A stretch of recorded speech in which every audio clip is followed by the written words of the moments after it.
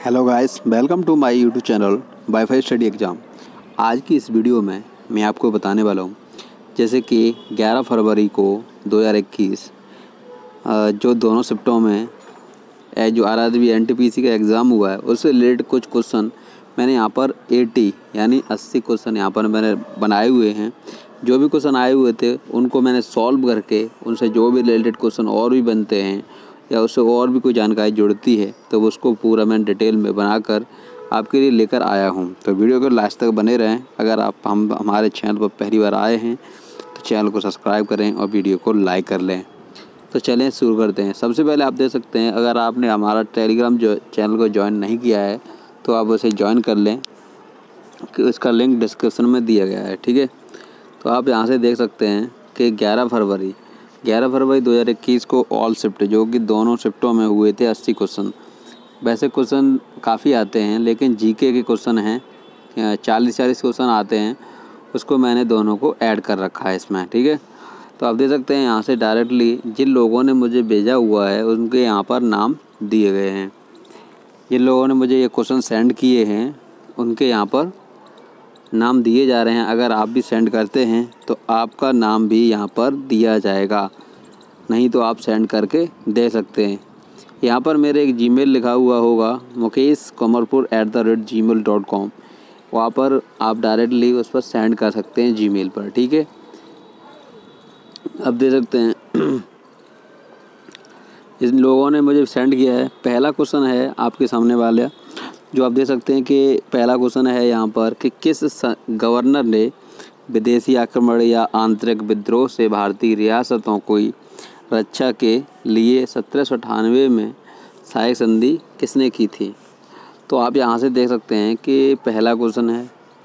पहला क्वेश्चन में यहाँ से आप देखेंगे कि लॉर्ड वेलेज़ली ने, किसने, लॉर्ड वेलेज़ली ने। इसमें क्या है कि लॉर्ड वेलेज़ली की सहायक संधि को स्वीकार करने वाला प्रथम भारतीय शासक हैदराबाद के निज़ाम था। कौन था? हैदराबाद के निज़ाम। यहाँ पर जो 1798 में हुआ था। इसके बाद मैसूर में 1799 में, तंजौर में 1799 में, अवध 1801 ईस्वी में, पेशवा 1801 और बराड़ के भोसले 1803 सिंधिया। ठीक है, इसका मैं लाइव भी लाता हूँ। लाइव की जैसे सुबह 6 बजे होता है लाइव, इसका आप इसको ज्वाइन कर सकते हैं। ठीक है, और मैं इसका डायरेक्टली वीडियो भी बनाता हूँ। अगर आप चाहें कि ऑनलाइन के लिए तो ऑनलाइन भी मैं पढ़ाता हूँ, और मेरा वाईफाई स्टडी एग्ज़ाम पर भी आप कर सकते हैं। मुकेश राजपूत 1 2 3 यहाँ पर दिया गया है, वहाँ पर भी वाईफाई स्टडी एग्ज़ाम में वाईफाई स्टडी के नाम से मेरा चैनल है वाईफाई स्टडी एग्ज़ाम पर। ठीक है, उस पर फॉलो कर लें। इसके बाद आप देख सकते हैं कि दूसरा क्वेश्चन है कि भारत में रेलवे विश्वविद्यालय का क्या नाम है। तो यहाँ पर इसका आंसर है NRTI यानी नेशनल रेल ट्रांसफॉर्मेशन इंस्टीट्यूट, जो कि यूनिवर्सिटी इन वडोदरा गुजरात 5 सितंबर 2018 को स्थापित की गई थी। तीसरा क्वेश्चन है भारत का एकमात्र सक्रिय ज्वालामुखी किस द्वीप पर है। यानी जो भारत का एकमात्र सक्रिय ज्वालामुखी किस द्वीप पर है, तो है ये Bear Island, located in the Andaman sea. ठीक है, जो कि सी माने समुद्र, in the Andaman and Nicobar island. चौथा है कि पुरापाषाण काल, मध्यपाषाण काल और नवपाषाण काल का सही कालक्रम क्या है। तो इसका ये आंसर है कि पुरापाषाण काल 25 लाख वर्ष ईसा पूर्व 10,000 ईसा पूर्व, मतलब कि जो पुरापाषाण काल है वो 25 लाख वर्ष ईसा पूर्व यानी पहले की बातें हैं। ठीक है, इसके बाद मध्यपाषाण काल 9,000 ईसा पूर्व से 3500 ईसा पूर्व, यानी कि जो कि 9,000 ईसा पूर्व है, और नवपाषाण काल है जो कि 3500 ईसा पूर्व से 1000 ईसा पूर्व, यानी कि 1000 ईसा पूर्व का अंदाज़ा लगाया जा सकता है, लेकिन कोई कन्फर्मेशन नहीं है। सभी ने आंकड़ा लगाया हुआ है कि ये 25 लाख पूरा पाषाण काल चला था या मध्य पाषाण काल 9000 ईसा पूर्व चला था। इसका सबका अलग अलग दिया जा रहा है, लेकिन किसी को कन्फर्मेशन नहीं है इसकी। यहाँ पर जो भी इसमें दिया गया है, बुक्स में मिला है, वो मैंने यहाँ पर लिख दिया है। ठीक है। United state environmental protection agency की स्थापना कब हुई? तो इसका आंसर है 2 दिसंबर 1970। ठीक है। मुख्यालय है वाशिंगटन DC में। ठीक है। इसके बाद आप देख सकते हैं कि इससे रिलेटेड कुछ और भी इंफॉर्मेशन के संयुक्त राज्य पर्यावरण कार्यक्रम की स्थापना UNEP, ठीक है, फॉर्मेशन 5 जून 1972। हेडक्वार्टर्स नैरोबी केन्या में है। इसकी स्थापना जून 1972 में स्टॉकहोल्म में हुए संयुक्त राष्ट्र मानव पर्यावरण सम्मेलन के परिणाम स्वरूप की गई थी। ठीक है। United state environmental protection agency, इसको ही बोलते हैं UNEP। ठीक है। इसके बाद 6वां क्वेश्चन है आपके सामने कि एक ही पदार्थ के अणुओं के बीच लगने वाला आकर्षण बल क्या कहलाता है? एक ही पदार्थ के अणुओं के बीच लगने वाला आकर्षण बल क्या कहलाता है? तो ये कहलाता है ससंजक बल। कौन सा ससंजक बल? Cohesive force. ठीक है। आसंजक बल क्या होता है कि एडहेसिव फोर्स, भिन्न भिन्न पदार्थों के अणुओं के बीच लगने वाला आकर्षण। एक ही प्रकार के लगेंगे तो उसमें कौन सा होगा? एक ही पदार्थ के अणुओं के बीच, वो उसे कहते हैं ससंजक बल, और जो अलग अलग लगता है उसे कहते हैं आसंजक बल। ध्यान से पढ़ें और पेन और कॉपी लेकर आप इस पॉइंट्स को नोट करते चलें। ठीक है। इसका PDF मैंने इसका डिस्क्रिप्शन में दे दिया है लिंक, वहाँ से आप डायरेक्टली डाउनलोड भी कर सकते हैं। इसके बाद है अगला क्वेश्चन, कौन सा अंतर महाद्वीप देश है? अंतर महाद्वीप देश है तुर्की। कौन सा है? तुर्की। रूस, तुर्की, Kazakhstan, Azerbaijan, Georgia Asia and Europe दोनों महाद्वीप में। ठीक है। इसके बाद 8वां क्वेश्चन है कि एशियन, ठीक है, समिट मीटिंग्स 2019 कहाँ पर हुई? इसका आंसर है कि बैंकॉक, थाईलैंड में। ठीक है। 2020 में हनोई, वियतनाम एंड 2021 में ब्रनोई में। दक्षिण पूर्वी एशियाई राष्ट्रों का संगठन आसियान में हुआ था। इसके जो सदस्य देश कितने थे? 10। इसके संस्थापक सदस्य Thailand, Indonesia, Malaysia, Philippines, Singapore, और सचिवालय मुख्यालय इसका जकार्ता और इंडोनेशिया। स्थापना इसकी 8 अगस्त 1967 को थाईलैंड की राजधानी बैंकॉक में, और महासचिव सेक्रेटरी जनरल लिम जॉक थे। ठीक है। लिम जॉक होई। इसके बाद इसका आदर्श वाक्य one vision, one identity, one community. ठीक है। 19 इसका को जो आदर्श वाक्य था वो था वन विजन, वन आइडेंटिटी। इसको आप ध्यान रखें यहाँ से, वन आइडेंटिटी और वन कम्युनिटी। 1976 में आसियान की पहली बैठक हुई जिसका एजेंडा शांति और सहयोग था। आसियान सदस्यों की देशों की जैसे ट्रिक है एशियन के CM का सिम और BPL TV खो गया। ठीक है। इसका जो कि एक यहाँ से मैंने ट्रिक बनाया हुआ है, यहाँ से आप दे सकते हैं। ये ट्रिक को आप नोट भी कर सकते हैं और इसको याद भी कर सकते हैं। इसके बाद देख सकते हैं आपको CM, ठीक है, Cambodia, Myanmar, Singapore, Indonesia, Malaysia, Brunei, जो कि ट्रिक के हिसाब से इसमें दिया गया है।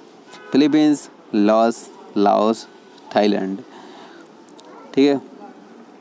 इसके बाद आप दे सकते हैं कि 9 यानी 30 मई 2019 को वित्त मंत्री किसे नियुक्त किया गया? तो निर्मला सीतारमण। यानी कि 30 मई 2019 को वित्त मंत्री किसे नियुक्त किया गया था? निर्मला सीतारमण। अब चलते हैं कंप्यूटर वालों के लिए। यहाँ देख सकते हैं कि कंप्यूटर में VR की फुल फॉर्म क्या है। कुछ क्वेश्चंस कंप्यूटर से रिलेटेड भी आ जाते हैं। तो यहाँ पर देख सकते हैं कि वर्चुअल रियलिटी होता है, वर्चुअल रियलिटी होता है कंप्यूटर में VR का मतलब। ठीक है। 11वां क्वेश्चन है कि 2014 में किस सारंगी वादक को पद्मश्री अवार्ड दिया गया था 2014 में? तो उस्ताद मोइनुद्दीन खान को दिया गया था। ठीक है, जो कि सारंगी प्लेयर थे, राजस्थान के थे। इसके बाद आप देख सकते हैं कि जो 12वां क्वेश्चन है कि कब बंगाल की दीवानी मुगल वंश के बादशाह शाह आलम द्वितीय ने अंग्रेजी ईस्ट इंडिया कंपनी को प्रदान की थी? तो ये की थी 1765 में। 1765 दीवानी मिलने का मतलब यह है कि कंपनी को बंगाल, बिहार और उड़ीसा में राजस्व वसूल करने का अधिकार प्राप्त हो गया था। 1765 की बात हो रही है। दीवानी प्राप्त करने का अर्थ यह था कि कंपनी को बंगाल, बिहार, उड़ीसा में राजस्व वसूल करने का अधिकार प्राप्त हो गया था। इसके बाद अब यहाँ से देख सकते हैं कि अंतर्राष्ट्रीय ओलंपिक समिति की पहली भारतीय महिला सदस्य कौन है? तो जो अंतर्राष्ट्रीय ओलंपिक समिति की भारतीय कौन है? नीता अंबानी है जो कि पहली भारतीय महिला सदस्य है। अगस्त 2016 में अंतर्राष्ट्रीय ओलंपिक समिति की 129वें सम्मेलन में उनका चुनाव किया गया था। इसके बाद अगला क्वेश्चन है कालबेलिया किस राज्य का नृत्य है? कालबेलिया किस राज्य का नृत्य है? तो राजस्थान के नृत्य घूमर गणगौर कालबेलिया, जो कि राजस्थान का ये कालबेलिया। ठीक है। चरी नृत्य, झूलन लीला। और 2010 में यूनेस्को द्वारा कालबेलिया नृत्य को अमूर्त विरासत सूची में शामिल करने की घोषणा की गई थी। अब अगला क्वेश्चन है 15वां क्वेश्चन है कि अंडमान एंड निकोबार आइलैंड की जनजाति कौन सी है? सैम्पन्स ऑप्शंस में नहीं था। ठीक है, जो कि सैम्पन। इसका आंसर कौन सा? सैम्पन। इसका आंसर है जारवा जनजाति। कौन सा था? जारवा जनजाति, सैम्पन, ग्रेटर निकोबार आइलैंड। अगला क्वेश्चन है, जो यहाँ पर प्रॉब्लम है क्वेश्चनों में वो मैंने यहाँ पर लिख दिया है कि ये वाला ऑप्शन में नहीं था, कि वो ऑप्शन में नहीं था। ऐसा है कि ये ऑनलाइन एग्ज़ाम होता है, कुछ लोगों को थोड़े क्वेश्चन याद रहते हैं, वो ही मुझे सेंड कर देते हैं, जिससे कि मैं यहाँ पर आपके लिए PDF बना देता हूँ। ठीक है। यहाँ से देख सकते हैं कि बहादुर शाह अंतिम जो मुगल शासक कौन था? तो अंग्रेजों द्वारा रंगून में बंदी बना लिया गया था बहादुर शाह जफर। ठीक है। बर्मा में अंग्रेज़ों की कैद में ही 7 नवंबर 1862 को बहादुर शाह जफर की मौत हो गई थी, अंग्रेज़ों की कैद में ही। ठीक है। Which is the outer most range of Himalaya? तो हिमालय की सबसे बाहरी श्रेणी कौन सी है? बाहरी श्रेणी है कि शिवालिक हिल्स। कौन सी है? शिवालिक हिल्स। इसकी एक हिमदरी, ठीक है, और शिवालिक 2 हैं। अगला क्वेश्चन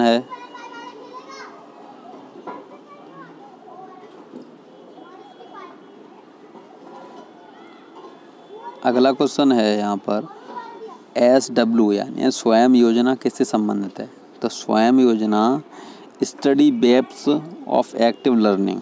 ठीक है। इसकी फुल फॉर्म क्या है? Study webs of active learning for young aspiring minds. ठीक है। माइंड्स मतलब उद्देश्य क्या है कि डिजिटल शिक्षा को बढ़ावा देने हेतु देश में सभी शिक्षार्थियों को सर्वोत्तम गुणवत्ता वाली सामग्री निःशुल्क उपलब्ध कराना है। स्वयं पर ऑनलाइन कोर्सेज की पेशकश की गई है, जिसमें लगभग 1.2 यानी करोड़ छात्रों ने विभिन्न पाठ्यक्रमों में दाखिला लिया है। ऐसा कि ऑनलाइन पढ़ाई, ठीक है, ऑनलाइन जैसे यूट्यूब पर पढ़ाई करते हैं आप या अनअकैडमी पर करते हैं, उसी प्रकार से हर कॉलेज की एक वेबसाइट पर आपको स्टडी मटेरियल मिलने वाला है आगे। इसकी स्वयं योजना का यही मतलब है। 19वां क्वेश्चन है कि वर्नाक्यूलर प्रेस एक्ट किस वायसराय द्वारा पास किया गया था? इसका आंसर है कि वायसराय लेटिन द्वारा 1878 में पास हुआ था। इस एक्ट द्वारा भारतीय भाषाओं में प्रकाशित होने वाले सभी समाचार पत्रों पर नियंत्रण लगा दिया। यह एक्ट अंग्रेजी में प्रकाशित होने वाले समाचार पत्रों पर लागू नहीं किया गया। आर्म्स एक्ट 1878 कितना था? Arms act 1878।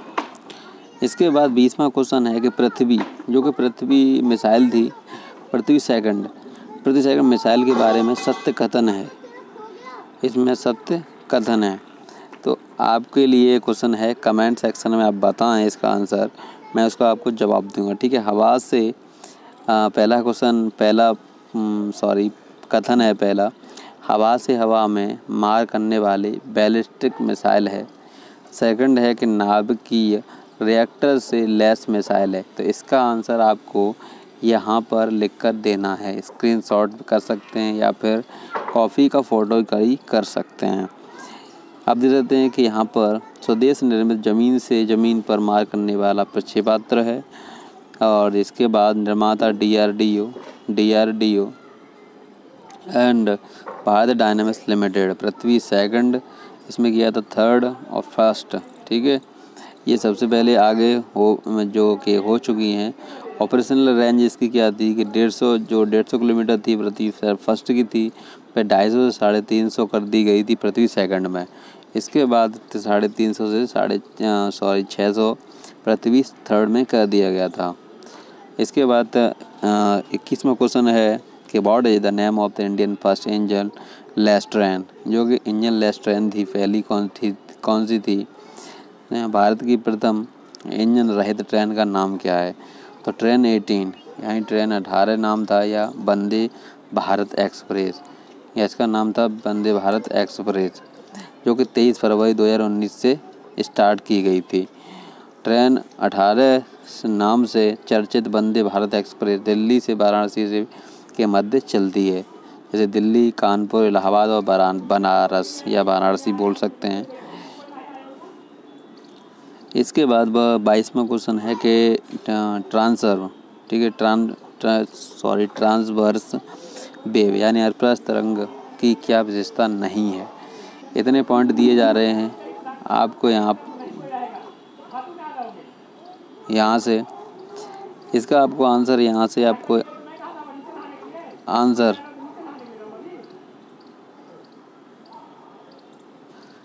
अनप्रस्थ तरंग किसी माध्यम में तरंग संचरण होने पर माध्यम के कण तरंग के चलने की दिशा के लंबवत कंपन करते हैं। जैसे प्रकाश की विद्युत चुम्बकीय तरंग, अनुदैर्ध्य तरंग। किसी माध्यम में तरंग के संचरण होने पर माध्यम के कण तरंग के चलने की दिशा के अनुदिश कंपन करते हैं। इसके बाद ये पॉइंट दिए जा रहे हैं। पॉइंट आपको इसमें जो कि आंसर है वो आपको कमेंट में कर देना। ठीक है। मैंने काफ़ी पॉइंट लिख दिए हैं यहाँ पे। इसके बाद 23वां क्वेश्चन है। यहाँ 23वां क्वेश्चन है आपके सामने। UN के प्रतीक चिन्ह में जैतून ऑलिव ट्री की 2 पत्तियां किसका प्रतीक है? आंसर है इसका चिन्ह में जैतून ऑलिव ट्री की 2 पत्तियां शांति का प्रतीक है।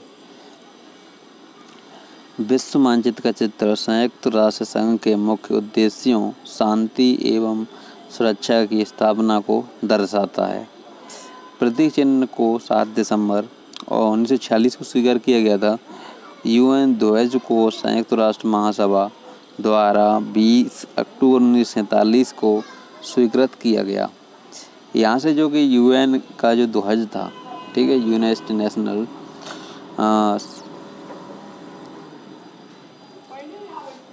20 अक्टूबर 1947 को स्वीकृत किया गया था। फिर 24, ठीक है, 24वां क्वेश्चन आता है कि जल्लीकट्टू किससे संबंधित है? जल्लीकट्टू किससे संबंधित है? इसका आंसर है जल्लीकट्टू तमिलनाडु के ग्रामीण क्षेत्रों का पारंपरिक खेल है जिसमें बैल को इंसान के साथ लड़ाया जाता है। बैल को इंसान के साथ लड़ाया जाता है।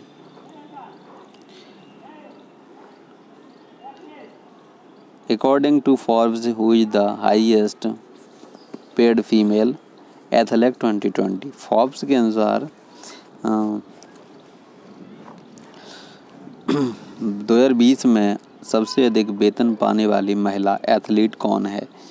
तो 2020 में है नाओमी ओसाका। ठीक है, is the Japanese professional tennis player. इसके बाद 26वां क्वेश्चन है कि शक्ति की एसआई यूनिट क्या है? शक्ति की एसआई यूनिट क्या है? कि शक्ति की SI unit power is the what. क्या है?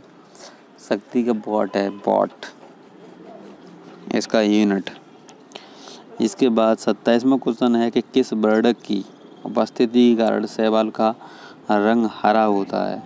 सूक्ष्म फ्लोटिंग पॉइंट्स का हरा रंग किस कारण? हरा रंग किस कारण? तो इसका आंसर है कि हरे शैवाल में क्लोरोप्लास्ट होते हैं जिनमें क्लोरोफिल ए और बी होते हैं जो उन्हें एक चमकीले हरे रंग का रंग देते हैं। रोडोफाइटा लाल शैवाल एक समुद्री शैवाल है। इसका लाल रंग फाइकोएस्ट्रेन तथा फाइकोसाइरेन वर्णकों के आधार के कारण होता है। इसके बाद फियोफाइटा जो कि भूरा शैवाल होता है। भूरे शैवाल में फ्यूजोकोथिन तथा क्लोरोफिल नामक वर्णक होता है, तभी इसका रंग भूरा होता है। इसके बाद कौन अपनी रक्षा के लिए रंग बदलता है? गिरगिट। कौन? गिरगिट है जो कि अपनी रक्षा के लिए रंग बदल सकता है। फेसबुक ने अपने आर्टिफिशियल इंटेलिजेंस बेस जो कि चैट रोबोट को 2017 बंद कर दिया था, उनका क्या नाम है? और इसका आंसर है बॉब एलिस। फेसबुक ने अपने दोनों रोबोट बॉब एलिस को आपस में बातें करने के लिए कमांड दिया, लेकिन अचानक से बॉब और एलिस आपस में एक ऐसी भाषा में बात करने लगे जिसे केवल वे दोनों ही समझ सकते थे।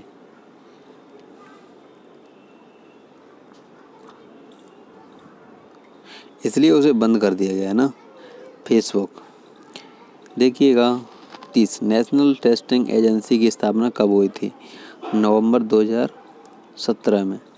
नवंबर 2017 में हुई थी। 31वां क्वेश्चन है कि भारत के अलावा फील्ड हॉकी किस देश का राष्ट्रीय खेल है? पाकिस्तान का है। इसके बाद 32वां क्वेश्चन आपको मिलता है कि कुमार मंगलम बिड़ला समिति का उद्देश्य क्या था? तो इसका आंसर है कि बेहतर कॉर्पोरेट प्रशासन के मानक को बढ़ावा देने के लिए भारतीय प्रतिभूति विनिमय बोर्ड 1999 में श्री कुमार मंगलम बिड़ला सेबी बोर्ड सदस्य के तहत इस समिति का गठन किया और उद्देश्य निवेशकों, शेयर धारकों दृष्टिकोणों के कॉर्पोरेट प्रशासन को देखना। 33वां क्वेश्चन है इसका अगला 33वां क्वेश्चन है आपके सामने। राजस्थान में ब्लॉक प्रिंटिंग की 3 सदियों पुरानी परंपरा को जीवित रखने के लिए किस समुदाय का योगदान है? तो इसका आंसर है बगरू गांव में स्थित चिप्पा समुदाय द्वारा ब्लॉक प्रिंटिंग को जयपुर क्षेत्र में पेश किया गया था। उनकी तकनीक को बगरू प्रिंटिंग के रूप में जाना जाता है। 34वां क्वेश्चन है आपके सामने कि डायरेक्टली के हाथी द्वारा किस प्रकार की साउंड उत्पन्न की जाती है जो कि ज़मीन में संचरण करती है? अपस्वर। ठीक है, लो फ्रिक्वेंसी नॉइज़ होती है जो कि बिटवीन 1 to 20 हर्ट्ज की होती है। Non is the infrasound. इस साउंड को 6 मील या 10 किलोमीटर दूर तक सुना जा सकता है।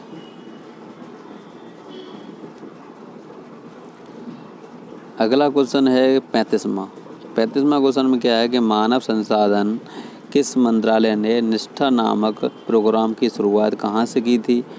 इसका आंसर है कि आंध्र प्रदेश में जो NISHTH है, ठीक है, national institute for school heads and teachers holistic advancement, 21 तरीके की 21 अगस्त 2019 को एकीकृत शिक्षक प्रशिक्षण के माध्यम से स्कूल शिक्षा की गुणवत्ता में सुधार के लिए शुरू किया गया था। इससे प्रारंभिक चरण में सभी शिक्षकों और स्कूल प्रिंसिपलों के बीच दक्षताओं के निर्माण के लिए लक्ष्य के साथ फेस टू फेस मोड में लॉन्च किया गया था। अगला है पीली क्रांति किससे संबंधित है?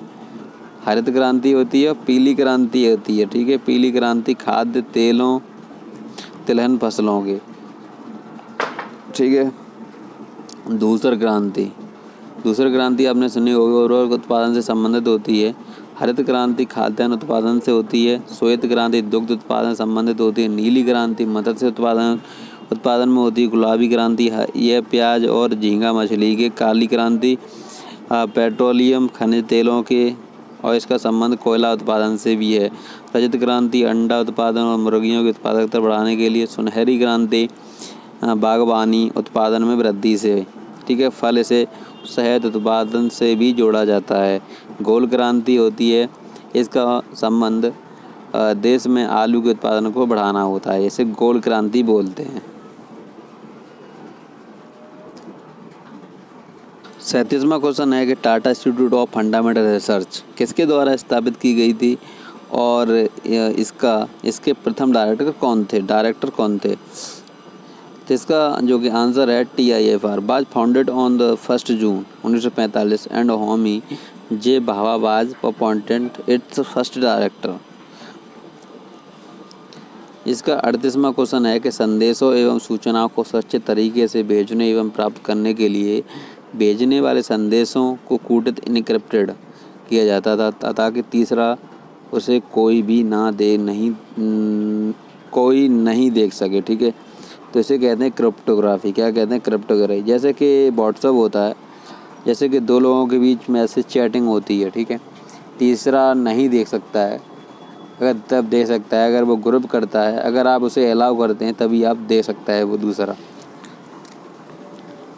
तो इसे ही क्रिप्टोग्राफी बोला जाता है। उसके बाद दे सकते हैं कि 39 में क्या है कि ब्रिटेन के PM लॉर्ड नॉर्थ द्वारा भारत में कौन सा एक्ट प्रस्तुत किया गया था? जो कि PM ने किया था रेगुलेटिंग एक्ट। कौन सा किया था? रेगुलेटिंग एक्ट 1773 में। पहले किया होगा, अभी नहीं। 40वां क्वेश्चन है जो कि पहली शिफ्ट का लास्ट क्वेश्चन। इसका आंसर इसका है कि how many days does the moon take to complete one rotation around its own axis, यानी चंद्रमा अपनी ही धुरी के चारों ओर एक चक्कर लगाने में कितने दिन लगाता है? तो कितने दिन लगाता है? 27 दिन। कितने लगाता है? 27 दिन। 27 दिन 3 घंटे, ठीक है। इसको याद रखना। अब आता है सेकंड शिफ्ट, यानी जो कि पहली शिफ्ट में सुबह शिफ्ट वाले क्वेश्चन हो चुके हैं, अब शाम वाली में आ चुके हैं, ठीक है।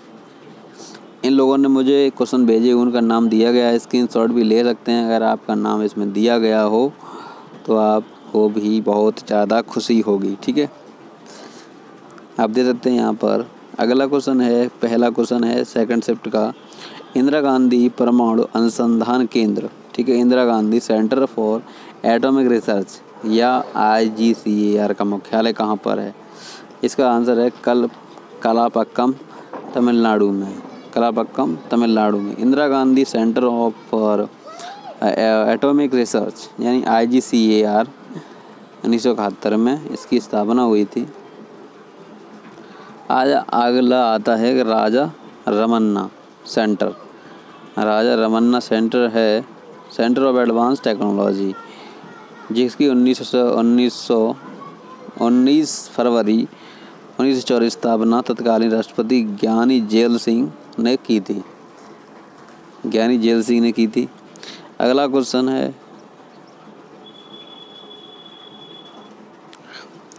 दूसरा क्वेश्चन है कि उम्र के ढलने के पश्चात नेत्र की समायोजन क्षमता का कम हो जाना किस दोष का लक्षण है? तो जरा दृष्टि दोष।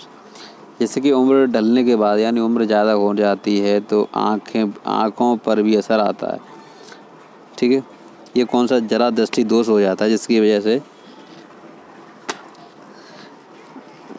आँखें प्रॉब्लम में आ जाती हैं। इस प्रकार के दोष से निवारण के लिए द्विफोकसी यानी द्विफोकसी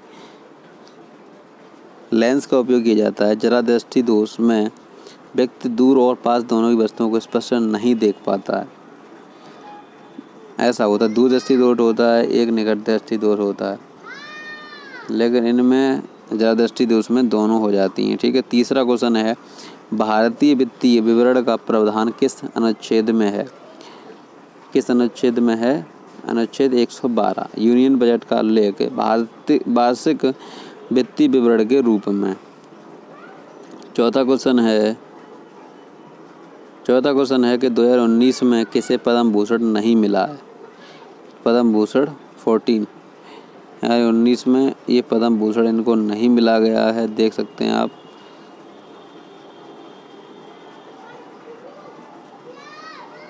ठीक है, आपके सामने जो कि 14 नाम हैं वो मैंने लिख दिए हैं, आप यहाँ इसके स्क्रीनशॉट भी ले सकते हैं। और जो को पद्म विभूषण मिला हुआ है वो आप देख सकते हैं, ये है। ठीक है, अब जैसे करला बुद्धा केव्स कहाँ पर है? इसका आंसर है कि नियर लोनावाला महाराष्ट्र, ये महाराष्ट्र में है।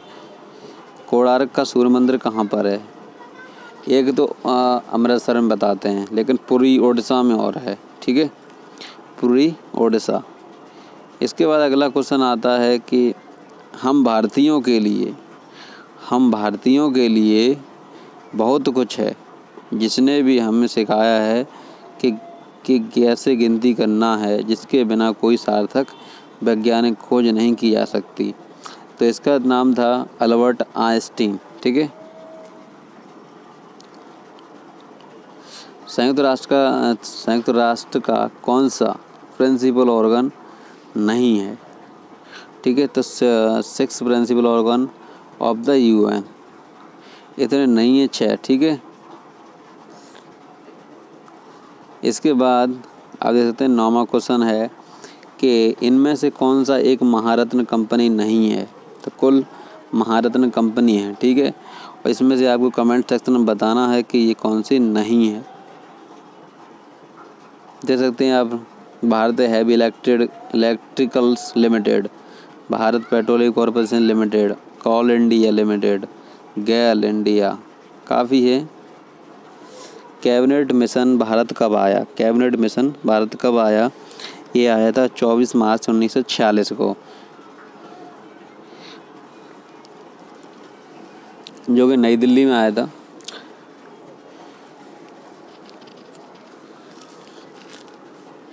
इसके बाद 16 मई 1946 ईस्वी को इस मिशन ने अपनी रिपोर्ट प्रस्तुत की थी। इस मिशन का लक्ष्य भारतीय नेतृत्व को सत्ता सौंपने की योजना पर विचार विमर्श करना था। इस मिशन का गठन ब्रिटेन के तत्कालीन प्रधानमंत्री क्लीमेंट एटली का पहल पर हुआ था। Important fact, prime minister of United Kingdom Clement Attlee. अगला क्वेश्चन है 11वां, UNDP का गठन कब हुआ था? UNDP की पहले फुल फॉर्म देख लीजिएगा। इसका हुआ था गठन 22 नवंबर 1965 को। इसका जो कि फुल फॉर्म है यूनाइटेड नेशन डेवलपमेंट प्रोग्राम। इसका हेडक्वार्टर न्यूयॉर्क सिटी में है। ठीक है, मानव विकास सूचकांक HDI UNDP जारी करता है। HDI में 2020 में भारत में 131वें स्थान पर है, जो कि फर्स्ट नॉर्वे है। यहाँ से 12वां क्वेश्चन मिलता है कि रत्नावली पुस्तक किसने लिखी? तो रत्नावली पुस्तक नागानंद रत्नावली प्रियदर्शिका हर्षवर्धन द्वारा लिखी गई थी, जो कि एक हिंदी का क्वेश्चन है, काव्य खंड का।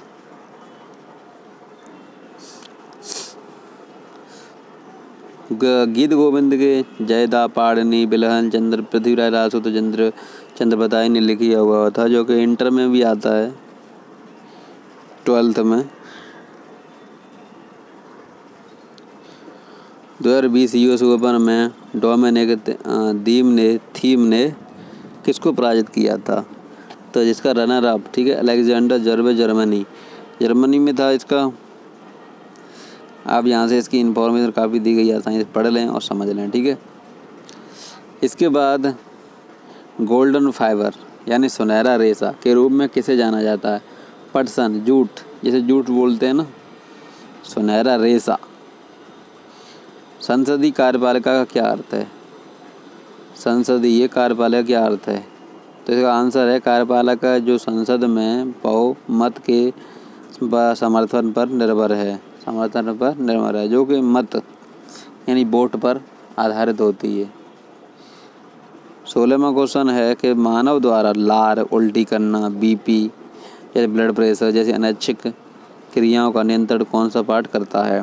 तो उसे करता है मेडुला रक्तचाप, ठीक है, मेडुला इन हैंड ब्रेन।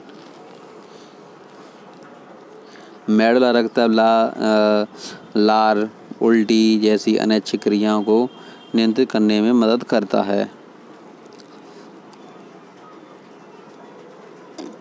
संविधान सभा का प्रथम उपाध्यक्ष कौन है? हरेंद्र कुमार मुखर्जी।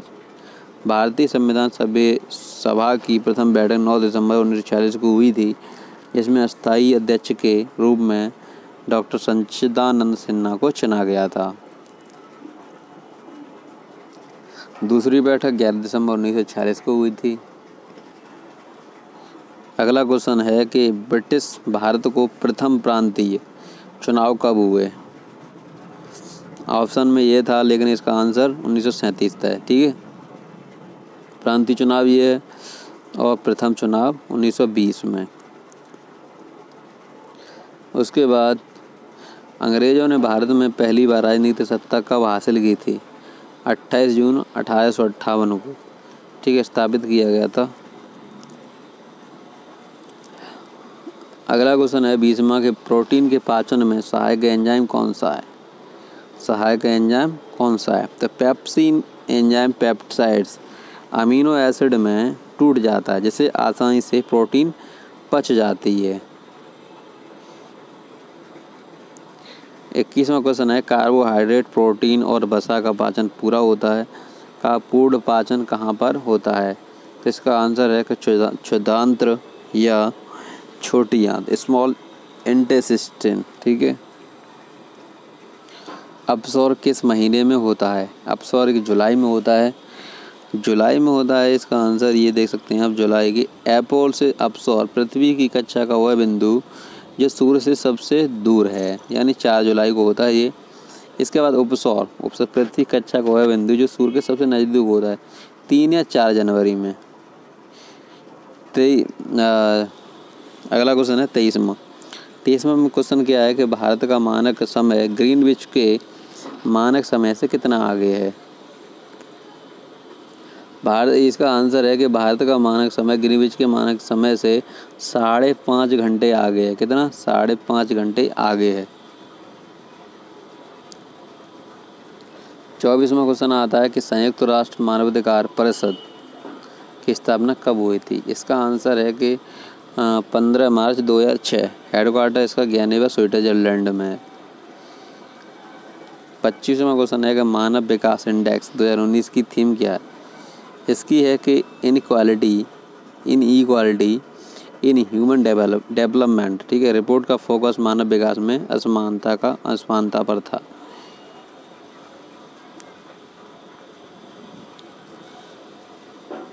कोबोल किस प्रकार की भाषा है? कोबोल किस प्रकार की भाषा? कॉमर्शियल भाषा है। COBOL was approved by ANSI for standard commercial use, यानी कॉमर्शियल यूज होती है ये वेबसाइट वगैरह के लिए, ठीक है। या स्त्री पुरुष समानता के बारे में पुस्तक किसने लिखी थी? ताराबाई शिंदे। किसने लिखी थी? ताराबाई शिंदे। 18वां क्वेश्चन है कि गोवर्धन योजना की शुरुआत कब हुई? तो ये हुई थी 30 अप्रैल 2018 को राष्ट्रीय डेयरी अनुसंधान योजना NDRI सभागर करनाल हरियाणा से, ठीक है। इसके बाद 29वां क्वेश्चन आता है कि किस शासक ने सबसे पहले अपने राज्य प्रजा के अधिकारों के बारे में शिलालेख लिखवाए। किसने लिखवाए थे? अशोक ने लिखवाए थे। पत्थरों पर जो कि नियम कानून थे वो पत्थरों पर लिखवाए गए शिलालेख पर। संविधान निर्माण के समय अर्थात 1950 में कितने मौलिक अधिकार थे? इसका आंसर 7 फंडामेंटल राइट्स। इसकी जो कि देख सकते हैं आप यहाँ पर 7 में दिखा दे रहा हूँ, 7 भी, ठीक है। 31वां क्वेश्चन है, प्रधानमंत्री किसान सम्मान निधि योजना किस बजट में घोषणा की गई थी? तो शुरुआती में की गई थी जो कि 1 फरवरी 2019 से 1 फरवरी 2019 से की गई थी, जो कि वो जानते होंगे आप 500 रुपये महीने यानी कि 2000 रुपये दिए जाते हैं, क्योंकि 6000 रुपये साल दिए जा रहे हैं किसानों को। वही ये पॉलिसी है, ठीक है, वही एक योजना है। 32वां क्वेश्चन है कि भारत में संगठित क्षेत्र का सबसे बड़ा नियोक्ता इंडियन रेलवे है। इसका आंसर दे सकते हैं आप, ये लगा हुआ है, लिखा गया है। 33वां क्वेश्चन है कि भारत में धन मुद्रा आपूर्ति का विनियामक प्राधिकरण कौन सा है? इसका आंसर है RBI। कौन सा है इसका answer? RBI, reserve bank of India. अगला क्वेश्चन है 34वां, गैस्टेरी सेल्स 2।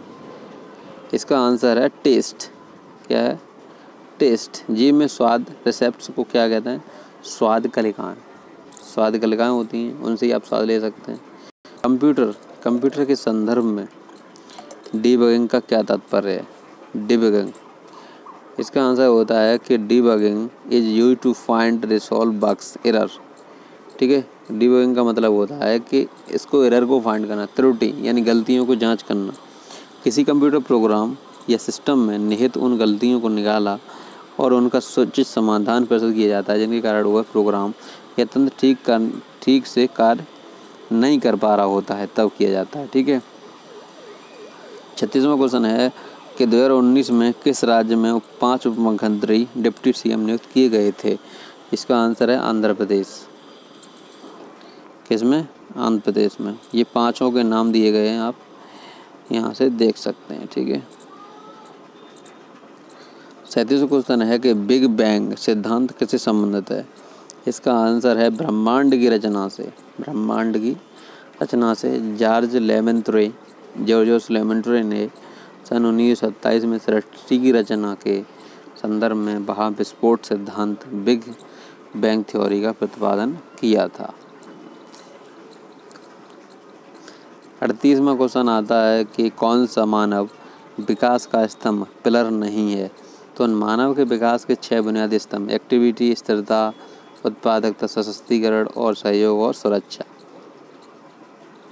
39वां कौन सा BARC का परमाणु रिएक्टर नहीं है? यामिनी नहीं है। लास्ट क्वेश्चन आता है कि सोनार का क्या कार्य है? तो इसका आंसर है कि साउंड नेविगेशन एंड रैंकिंग। उपर्युक्त पराध्वनि तरंगों के इस्तेमाल से जल में स्थित पिंडों की दूरी को वेग मापने के लिए की जाती है